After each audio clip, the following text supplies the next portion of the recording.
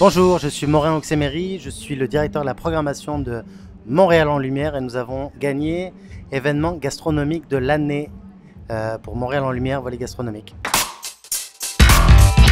C'est un prix dont on est extrêmement fier. Un travail de beaucoup d'années d'une certaine Julie Martel qui a réussi à mettre en lien à travers les années beaucoup de chefs, des artistes comme on les appelle chez nous, d'ici et d'ailleurs pour cuisiner, souvent faire des quatre mains dans des cuisines montréalaises. Donc c'est un honneur que de recevoir ce prix pour ce festival. Mais je pense que ça prend une belle vision, ça prend en tout cas pour le volet gastronomique, beaucoup d'entre-gens. C'est un univers de contact. C'est un univers, un univers où on fait des rencontres, les gens aiment se parler, se rencontrer. C'est la base, je pense, l'aspect humain. Donc ça prend des gens qui aiment les humains pour les mettre tous ensemble, puis faire de cet événement ce qu'il a été année après année. Voilà.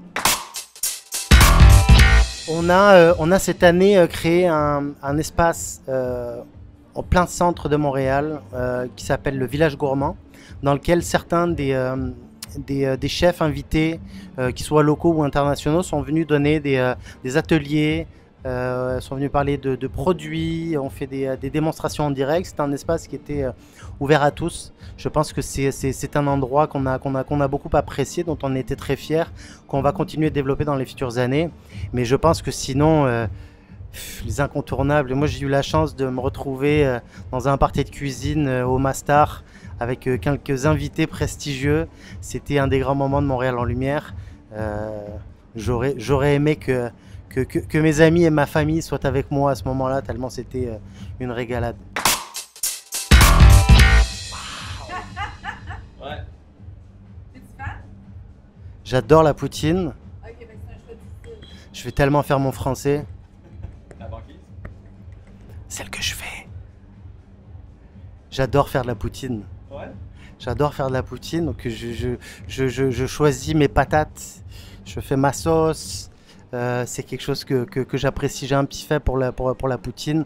Et ma dernière poutine, c'était du foie gras à la poutine. Donc j'avais une frite, juste une grosse frite, puis évidemment du fromage, puis tout ça, mais avec une sauce au foie gras, puis un bout de foie gras posé par-dessus. Mais sinon, une bonne poutine, bah, j'avoue que la patati patata est quand même pas mal en haut de la liste là. Pudding chômeur. Oh boy, c'est sucré cette entrevue, hein. Sucre à la crème. Oh, four conventionnel. Le hot dog est un canevas.